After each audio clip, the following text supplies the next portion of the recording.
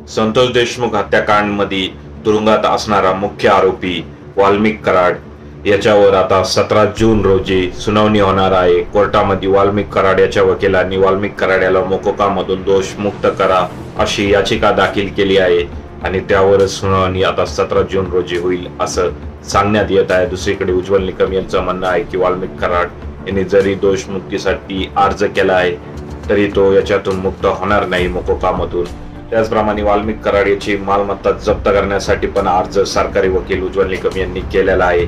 त्यामुळे 17 तारखेचा दिवस जो आहे तो वाल्मिक कराड याच्यासाठी खूप महत्त्वाचा आहे आणि यावर असंच बोललं जात आहे की वाल्मिक कराडला काहीच दिलासा भेटणार नाही। उलट उज्ज्वल निकम हे आता कोर्टामध्ये इलेक्ट्रॉनिक्स एव्हिडन्स जे आहे, जे पुरावे आहेत ते सादर करतील 17 तारखेला आणि वाल्मिक कराड याचा पाय आणखीन खोलात जाईल। त्यामुळे 17 जूनला वाल्मिक कराड याच्यावरला खतरा अजून वाढणारच आहे।